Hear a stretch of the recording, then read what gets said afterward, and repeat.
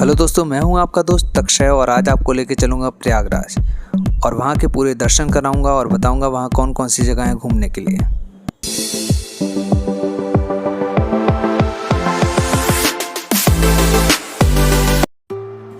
भारत के उत्तर प्रदेश राज्य में गंगा नदी के किनारे स्थित है प्रयागराज। सदियों से तीर्थ यात्रियों के लिए प्रमुख स्थान बना रहा है।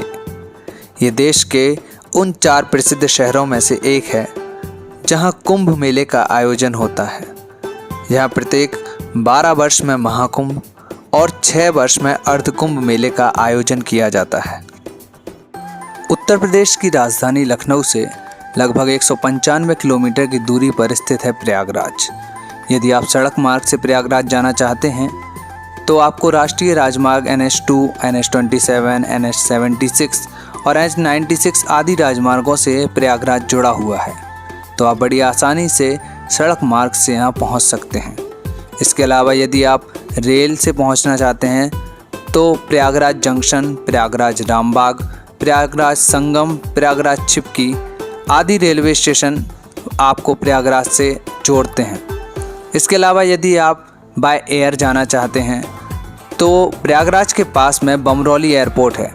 ये प्रयागराज से 12 किलोमीटर की दूरी पर स्थित है, तो यहाँ से भी आप आसानी से प्रयागराज पहुँच सकते हैं। प्रयागराज में रुकने के लिए धर्मशाला से लेकर 4 स्टार होटल तक सारी सुविधाएं उपलब्ध हैं। तो आप 500 रुपये से लेकर मैक्सिमम आप जितना भी जाना चाहें उतने तक के आपको होटल और धर्मशालाएं उपलब्ध हो जाएंगी यहाँ पर रुकने के लिए, तो आप आसानी से यहाँ रुक सकते हैं।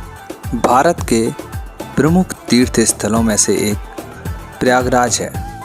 प्रयागराज को प्राचीन शास्त्रों में तीर्थराज माना जाता है।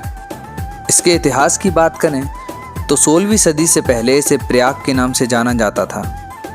फिर मध्यकालीन शासक शाहजहां ने पूरे शहर का नाम इलाहाबाद कर दिया था, परंतु 16 अक्टूबर 2018 को उत्तर प्रदेश के मुख्यमंत्री योगी आदित्यनाथ ने पुनः इस शहर का नाम प्रयागराज कर दिया। तो ज़्यादा देर न करते हुए हम जानते हैं कि प्रयागराज में कौन कौन सी जगह हैं जहां हम घूमने जा सकते हैं। त्रिवेणी संगम हिंदू धर्म की 3 पवित्र नदियां गंगा, यमुना और सरस्वती का मिलन स्थल है। जहां ये नदियां आपस में मिलती हैं उसे त्रिवेणी संगम कहते हैं। इस जगह की खास बात यह है, यहाँ हम तीनों नदियों को अलग अलग रंग को आपस में मिलते हुए देख सकते हैं। कुंभ और अर्धकुंभ के दौरान ये संगम वास्तव में जीवंत हो उठता है और पूरे देश और दुनिया से भक्तों के लिए आकर्षण का केंद्र होता है। मान्यता है यहाँ पर स्नान करने से मनुष्य अपने सभी पापों से मुक्त हो जाता है। संगम से आधा किलोमीटर की दूरी पर स्थित है ये बड़े हनुमान का मंदिर। यहाँ पर हनुमान जी की लेटी हुई प्रतिमा मौजूद है। मानते हैं कि मानसून के दौरान एक बार गंगा अपना विकराल रूप धारण करके हनुमान जी को खुद नहलाने के लिए आती हैं और प्रकृति का ये अद्भुत दृश्य जुलाई और अगस्त के महीने में देखा जा सकता है। और ये मंदिर सुबह 5 से 2 और शाम को 5 बजे से 8 बजे तक खुला रहता है। संगम के तट पर ही स्थित है ये इलाहाबाद का किला। इसे बनवाया तो सम्राट अशोक ने था, लेकिन 1583 में मुगल सम्राट अकबर द्वारा इसकी मरम्मत की गई, जिसके बाद ये मुगल साम्राज्य के सबसे बेशकीमती गढ़ों में से एक बन गया। आज किला भारतीय सेना के नियंत्रण में है, लेकिन किले का एक भाग आज भी अत्यधिक लोकप्रिय पर्यटक आकर्षण के रूप में जनता के लिए खुला है। यहाँ पर ही सरस्वती कूप, जिसे सरस्वती नदी का स्रोत कहा जाता है, किले की सबसे लोकप्रिय विशेषताओं में से एक है। इसी किले के अंदर मौजूद है अक्षय वट। हिंदू पौराणिक कथाओं में इसे पवित्र माना जाता है और कहा जाता है कि ये वृक्ष त्रेता युग से इसी रूप में जीवित है। इसे अमर माना जाता है।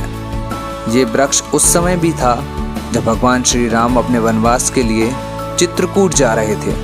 तब यहाँ भगवान कुछ समय के लिए विश्राम करने के लिए रुके थे और तभी इसे लाखों वर्षों के जीवन का आशीर्वाद दिया था। अक्षय वट में ही स्थित थोड़ा सा आगे जाने पर जमीन के नीचे सुरंग के रास्ते एक गलियारे से गुजरने पर आप पातालपुरी मंदिर पहुंचते हैं। यहाँ पर पत्थरों की सुंदर गढ़ी हुई मूर्तियाँ देखकर आप काफ़ी प्रभावित होंगे। तो यहाँ पर भी ज़रूर जाइएगा। अशोक स्तंभ इलाहाबाद किले के ठीक बाहर स्थित शहर के सबसे महत्वपूर्ण आकर्षणों में से एक है। स्तंभ को करीब से देखने वालों को ब्राह्मी लिपि में लिखा हुआ एक अशोक का शिलालेख मिलेगा जो 232 ईसा पूर्व का है। प्रयागराज जाएं और नाव की सवारी ना करें तो यहाँ घूमना आपका अधूरा रह जाएगा। इसका बेहतरीन अनुभव लेने के लिए आप या तो संगम में बोटिंग कर सकते हैं और दूसरा नैनी ब्रिज के पास यमुना नदी में शाम के समय ढलते हुए सूरज को देखते हुए बोटिंग का अलग ही अनुभव मिलता है, तो आप यहाँ भी जा सकते हैं। ये प्रयागराज से 3 किलोमीटर की दूरी पर स्थित है। इसे अलोपी संकरी सिद्धपीठ के नाम से भी जाना जाता है। इस मंदिर की खास बात यह है कि यहाँ पर किसी भी देवी देवता की मूर्ति नहीं है। यहाँ पर सिर्फ एक चबूतरा बना है और उसके नीचे कुंड स्थित है और ऊपर एक झूला है जिसकी पूजा की जाती है। और ऐसा मानते हैं कि यहाँ पर शिवप्रिया सती के दाहिने हाथ का पंजा गिरकर अदृश्य आलोप हो गया था, जिसकी वजह से इस सिद्धपीठ को आलोप संकरी सिद्धपीठ नाम दिया गया और ये चमत्कारी मंदिर है। ये चर्च 19वीं सदी में ब्रिटिश शासकों द्वारा बनवाया गया। ये चर्च बेहतरीन आर्किटेक्चरी का एक नज़ारा है। ये अंदर से और बाहर से दोनों तरफ से बहुत ही ज़्यादा खूबसूरत है। इस चर्च के अंदर एक साथ 400 लोग प्रार्थना कर सकते हैं। आपका जब भी प्रयागराज जाना हो आप इस जगह को इग्नोर नहीं कर सकते। ये काफ़ी सुंदर और काफ़ी पीसफुल जगह है, तो एक बार यहाँ ज़रूर विजिट कीजिएगा। नेहरू परिवार का पूर्व पैतृक घर है आनंद भवन। आज इसे एक बेहतरीन संग्रहालय में बदल दिया गया है। यहाँ स्वतंत्रता संग्राम से जुड़े कई अहम फैसले और घटनाएं हुई। मुख्य भवन में एक संग्रहालय है जो नेहरू परिवार की यादगार वस्तुओं को प्रदर्शित करता है। इस परिसर में एक तारामंडल भी है, वहाँ पर भी आप विजिट कर सकते हैं। प्रयागराज रेलवे स्टेशन के नज़दीक स्थित खूबसूरत खुसरो बाग शहर के सबसे लोकप्रिय पर्यटक आकर्षणों में से एक है।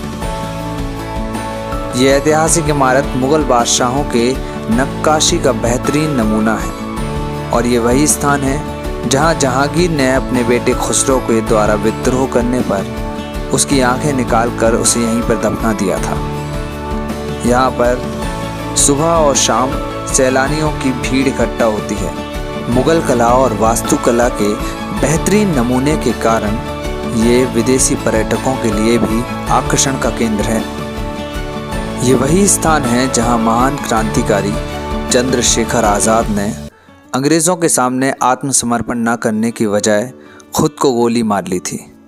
36 एकड़ के विशाल क्षेत्र में फैला हुआ ये गार्डन ब्रिटिश राज के दौरान कभी कंपनी बाग के नाम से जाना जाता था। इसमें सार्वजनिक पुस्तकालय समेत कुछ और बेहतरीन इमारतें भी हैं, जिसमें रानी विक्टोरिया की विशाल प्रतिमा भी यहाँ पर मौजूद है और साथ ही साथ यहाँ पर झील में बोटिंग का आनंद ले सकते हैं। यहाँ पर आज़ाद जी की प्रतिमा है जिसे शहीद स्मारक भी कहते हैं और इसके साथ साथ बहुत बड़ा पार्क है जहाँ पर लोग सैर करने के लिए सुबह शाम आते हैं। तो आप यहाँ पर पर्यटकों को बहुत ज़्यादा मात्रा में देख सकते हैं और काफ़ी अच्छा ये पार्क है, तो यहाँ भी आइएगा। चंद्रशेखर आज़ाद पार्क के पास में स्थित है इलाहाबाद का प्रसिद्ध म्यूज़ियम। यहाँ पर चंद्रशेखर आज़ाद की वो बंदूक रखी है जिससे उन्होंने अपने आप को शूट किया था। म्यूज़ियम के अंदर 3वीं शताब्दी से लेकर राजा महाराजाओं के द्वारा उपयोग की जाने वाली वस्तुओं का संग्रह है। यहाँ पर कई प्राचीन मूर्तियाँ और कई सारे शिलालेख वगैरह भी मौजूद हैं जिसे आप देख सकते हैं।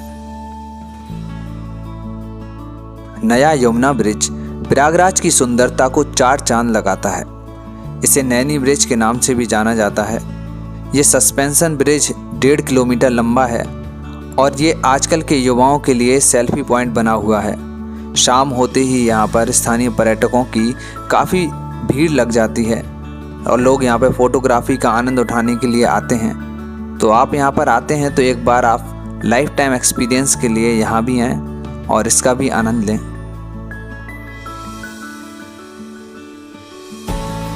रात के वक्त लाइटिंग में इस ब्रिज का नज़ारा बहुत ही अद्भुत होता है।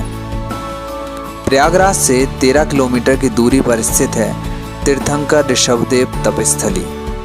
यहाँ पर भगवान ऋषभदेव ने तप किया था और ये कृत्रिम रूप से बना हुआ बहुत ही सुंदर पहाड़ है। यहाँ का नज़ारा भी बहुत प्यारा है। यहाँ पहाड़ के ऊपर भी मंदिर है और नीचे भी, और आप देख सकते हैं कितना सुंदर नज़ारा है यहाँ का। यहाँ पर गार्डन भी है और धर्मशाला भी है रुकने के लिए। तो आप अगर प्रयागराज आते हैं तो एक बार यहाँ भी विज़िट ज़रूर करें। तो दोस्तों ये थी प्रयागराज में घूमने की सारी जगह। और दोस्तों बताइएगा आपको हमारा ये ब्लॉग कैसा लगा।